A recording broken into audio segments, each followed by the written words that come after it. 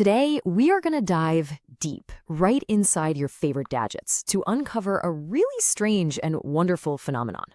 It's what powers everything from your car's radar to the automatic doors at the supermarket. And believe it or not, it's all about a quantum traffic jam that scientists figured out how to control. So, you might be thinking, what on earth does a clunky, chaotic pinball machine have to do with the super precise electronics packed inside my phone? Well, it might sound a little crazy, but that analogy, it's actually the key to understanding how scientists first tried to picture the microscopic world buzzing inside a simple wire. To really get it, we have to rewind a clock a bit, back to the very first simple model for how electricity works. It's called the Drude model, and the whole idea was to imagine the inside of a wire as just a giant pinball machine for electrons.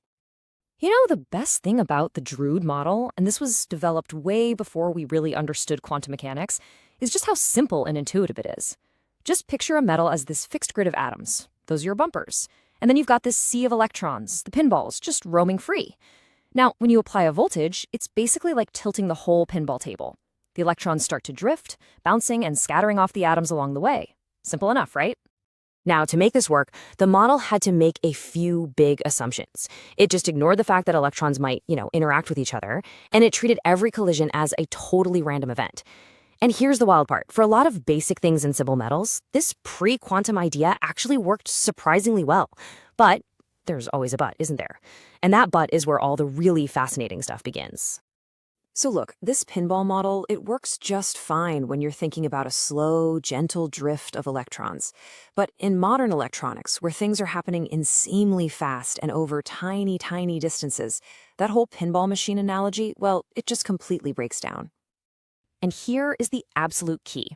In today's tiny transistors, an electron can zip from one end to the other so fast that it just doesn't have time to bounce around and settle into a steady speed. It's kind of like trying to merge onto a highway that's only 10 feet long. The old rules of traffic just go out the window, and something very weird starts to happen. And this graph shows you just how weird it gets. On the left, everything seems normal. You increase the voltage, the push on the electrons, and they speed up. Makes sense.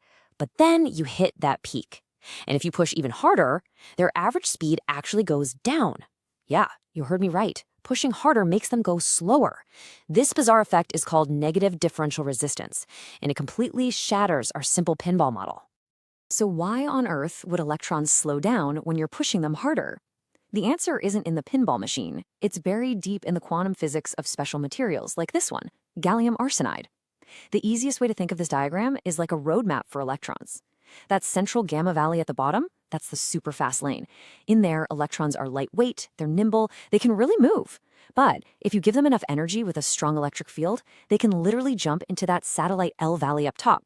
And in that state, they effectively become heavier and much, much slower. It's a quantum slow lane. So if this simple pinball model is out, how in the world do engineers actually predict this and design around this super complex behavior?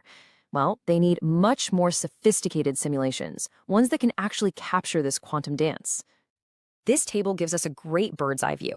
The old drift diffusion model, that's basically our Drude pinball machine. It's simple, it's cheap to run, but it's just not accurate enough for modern tech. Hydrodynamic models are a big step up. They actually track energy, so they can catch things like electron heating. But if you want the highest, most granular accuracy, you've got to bring out the big guns, the Monte Carlo method. Yeah, the Monte Carlo method is the gold standard for a reason. Honestly, the best way to think about it is like you're creating a crazy detailed video game, but for thousands and thousands of individual electrons.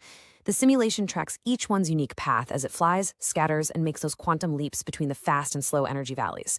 It takes a ton of computing power for sure, but the result is an exact statistical solution for the underlying physics. Okay, so we've got this totally bizarre effect where pushing harder makes electrons go slower. Now that sounds like a bug, right? A problem.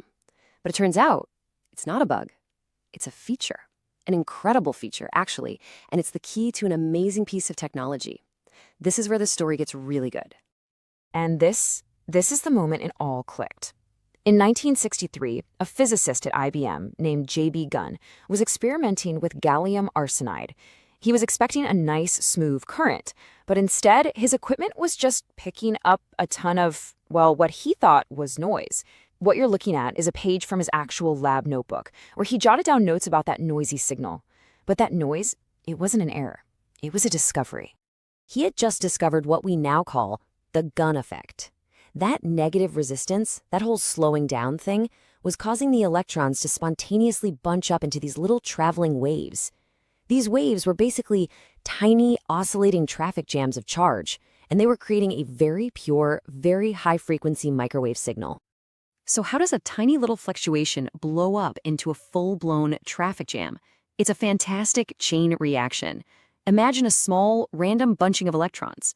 Because of that negative resistance, the electrons just ahead of the jam actually speed up to get away from it, while the electrons streaming in from behind it slow down and just pile right into it. It's this perfect feedback loop that makes a tiny pileup instantly grow into a large, stable wave of electrons. And this whole thing creates a perfect, repeating cycle. A traffic jam, what's called a gun domain, forms near the beginning. It travels across the device at a steady speed. When it hits the other end and gets absorbed, the whole system resets and poof, a new one forms at the start. This repeats over and over and over, billions of times per second, generating a steady, reliable microwave frequency.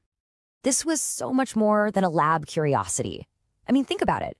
The ability to take a direct current, like from a battery, and turn it into a high-frequency microwave signal with just a tiny solid-state device, that was absolutely revolutionary. And the impact of this discovery? It's all around us. The simple, super reliable gun diode became the heart of countless devices you use every day. It's the technology inside the collision avoidance radar in your car. It's in the sensors that open the doors at the supermarket, police radar guns, burglar alarms. All of these systems are powered by that tiny quantum traffic jam. And what's so amazing about this story is that all this technology exists just because some scientists were curious about a weird little anomaly on a graph. A quantum quark where electrons decided to get into a slow lane instead of speeding up. It is the perfect example of how digging into deep, fundamental science leads to powerful, practical, world-changing inventions. To wrap things up, I want to leave you with one last really beautiful connection. This, of course, is the famous rose window of Notre Dame Cathedral. It's a masterpiece of medieval art for sure, but it also hides a little secret that's directly related to the physics we've been talking about. So what on earth does medieval stained glass have in common with the electronics in your computer? Well, those brilliant, vibrant reds and blues in the window, they weren't created by pigments. They were made by embedding tiny, nanoscale particles of gold and silver into the glass. The color comes from the collective oscillation of all the free electrons in those gold particles, a phenomenon called a surface plasmon. It's a collective electron dance, the very same kind of idea that those early models like Druids were trying to describe. So from ancient art to the heart of your phone, it all comes down to understanding the beautiful and sometimes very, very strange world of the electron.